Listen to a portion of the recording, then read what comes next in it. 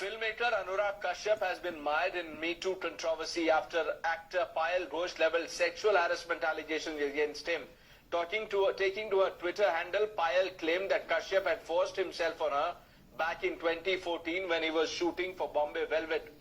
The National Commission for Women has taken note of the matter and has asked Payal to submit a detailed report. Anurag Kashyap, meanwhile, has denied all sexual assault charges, describing them as an attempt to silence him. First day जब मैं उनके घर पे जाके मिली, he was very nice to me. मतलब very nice बोले तो very nice, very sweet. मुझे बहुत अच्छा लगा. I was very much impressed. लेकिन बस सेकेंड डे वापस उन्होंने जब बुलाया तो उनके घर में गई तो चीजें कुछ अच्छा नहीं हुआ मेरे साथ. उन्होंने मुझे अनकंफर्टेबल फील करवाया और थोड़ा सा मुझे बुरा लगा. जो भी हुआ वैसे होना नहीं चाहिए था, क्योंकि ना तो मैं उनके साथ काम कर रही थी, ना तो मेरे उनके साथ कोई जान पहचान था, ना तो हम दोस्त थे, हम जस्ट मिले थे. तो कोई तुम्हारे पास काम मांगने आए हैं या काम के लिए मिलने आए हैं, इसका मतलब ये नहीं होता कि कोई भी कुछ भी चीज के लिए प्रिपेयर्ड है. तो वो उन्होंने ये नहीं सोचा और उन्होंने मुझे अनकंफर्टेबल फील करवाया, जो चीज मुझे बहुत अभी तक हॉन्ट करता है. तो मैं जब कल इंटरव्यू दिया ना, तो उसके बाद यू वोंट बिलीव, मैं इतना अच्छा महसूस किया कि मुझे लगा कि मैं अंदर कुछ छुपा के रखी थी, वो मैंने निकाल दिया. आगे जो होगा देख लेंगे.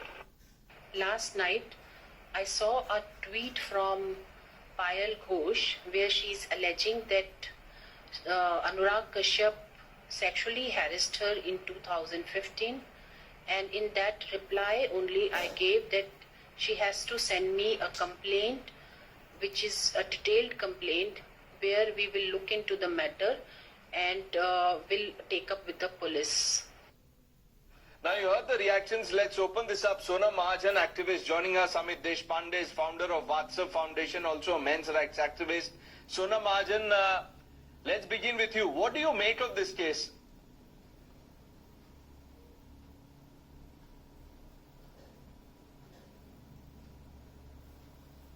Yeah.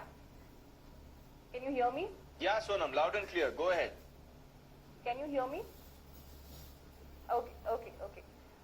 Honestly, I can't really make much of this for now. I think a woman has spoken up and she has pretty much detailed the entire incident. Now it's a matter of investigation. I can't be giving a clean sheet to Kashyap. I can't be, saying that he is already convicted. It's a matter of investigation. What is really baffling me is the left liberal gang, which generally is very quick to jump to conclusions, especially if the accused is from, a political ideology or has an affiliation which is not same as them. I'm very surprised at their reaction. There's a woman who's come up and who said that, look, Anurag, you are a big feminist, so you can't be doing this. I'm sorry.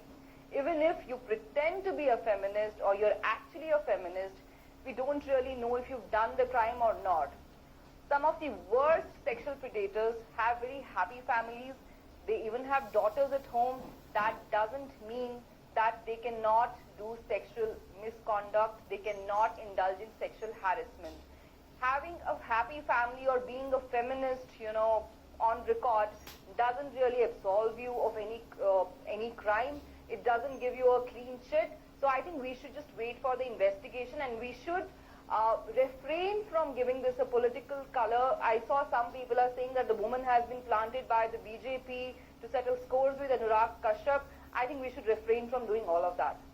Mr. Deshpande, do you agree with what Sonam Mahajan just said?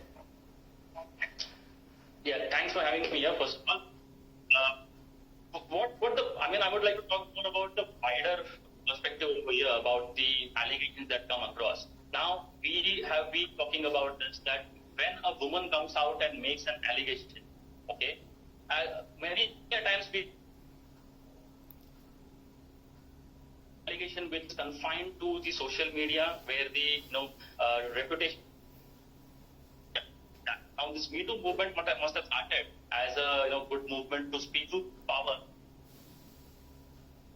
to talk, expose some people. But then this has actually metamorphosized into a channel of extortion and settling petty disputes. Now we have our helpline and we get so many calls from men who have been falsely accused about all these allegations. Now, in terms of Anurag, frankly speaking, we had our grouse with him because he had always supported any woman coming up and making allegations. Now we are nowhere in the political divide. I mean, as Sonam mentioned, that there is silence about from one end of the political divide. But what we see as men's rights activists in this is that irrespective of the political divide or whoever it is, just mere allegations should not be allowed to, tarnish reputations, because innocent lives have been lost because of this. Livelihoods has been snatched because of all this. If we don't follow up all these allegations with formal complaints, and if the woman is found to be accusing falsely, and if we don't punish the woman who is falsely alleging, then we are just, promoting digital lynch mobs. That's all. And in a civilized society, that's wrong. From Mr. Deshpande, and I don't think anybody can disagree in what you're saying. In principle, at least, Sonam Mahajan, is there an attempt now to give this case a political twist?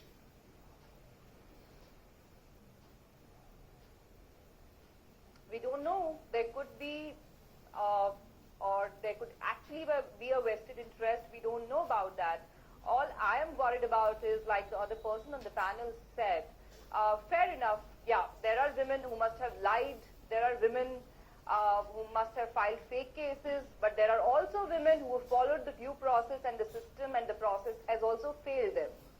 So the worst part is to generalize. Now we don't know what kind of provisions the woman in question has, if she has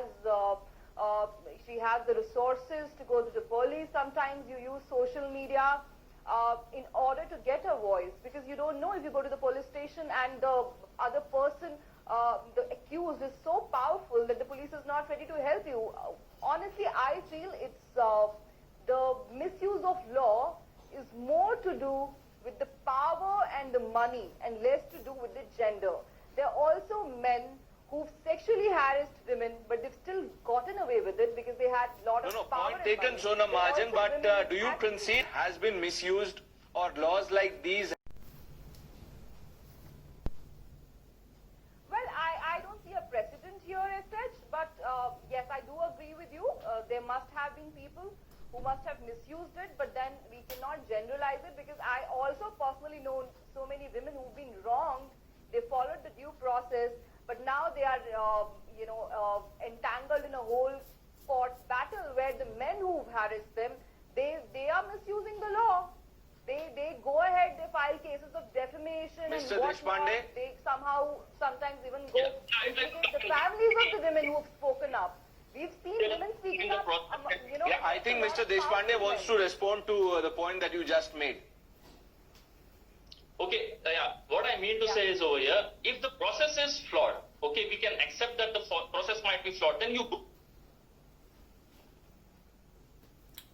make a situation wherein you can allow in innocent families, you yourself, Sonam, are telling over here that maybe this particular allegations could be politically motivated. How can we leave this wide open for misuse when it's so open? The first thing that we should do is, any woman who is alleging, she should be putting the complaints across formally. That is one thing. Second thing should be that any woman whose allegations has been found to be false, she should be punished equally, if not more. Because of such women, if there are other women who are suffering, then we should go ahead and penalize these women. Not to tell me one alleged, but she has been punished ever. I don't see anything happening of this sort. And while on the other side, we have so many cases like Taranjeet, Manav Singh case, wherein the guys. There are several examples. I agree with you, Mr. Deshpande. And Sonam Mahajan, I give you the last word on the show here. Should this be about man and a woman, or men or women, or should this be about justice? If you ask me, I think it should totally be about justice, because both the genders have been wrong. Sometimes media has been unfair to women, sometimes it's been unfair to men. I think it's all about the power play and the kind of money and influence you enjoy. There's so many politicians and their pawns, they get away with all this because they have the influence. So I think it should be about justice and not about the gender. But in any case, we should encourage the victims of sexual crimes because it is a problem in our country. It is not a hidden fact at all that India really has a rape problem. India really has, a problem of sexual crimes against women. At the same time, we should strengthen the law to I'd like to tell you prosecute something. people who implicate others falsely, whether it's a man or it's a woman. We should definitely take steps in that direction. But I think Mr. generalizing Deshpande never wants to helps. come in, but before that, some breaking inputs coming in. Payal has put out another tweet. As we speak, Payal Ghosh is now hitting out at all those people who are, on the face of it, not a complaint seriously. And that's a tweet people who are saying that it's for politics and that I am misusing the situation. Imagine, God forbid, your sister or daughter in my position, it can even be the mother, and then let's talk. You would go to war against such men, isn't it? Period. Mr. Deshpande. Try to tell you that I mean, if she is coming out, becoming personal to people who are questioning her, that is her prerogative. How she presents her case. Actually, that's a very weak argument to make in the first instance.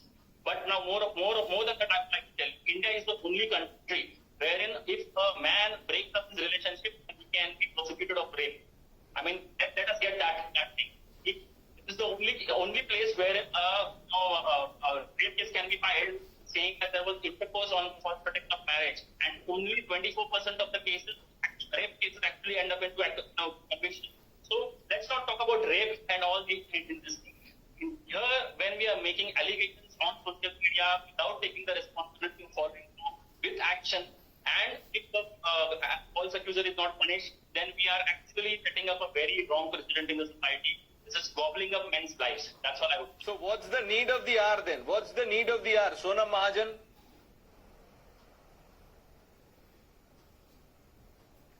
I think I somehow agree with Mr. Deshpande as well on so many points. I think the need of the hour is police reforms, judicial reforms, and some sort of sensitization of the viewers, some sort of sensitization of the society at large. Because, I can see that Mr. Deshpande is coming from a particular point of view where he feels that men alone are the victims.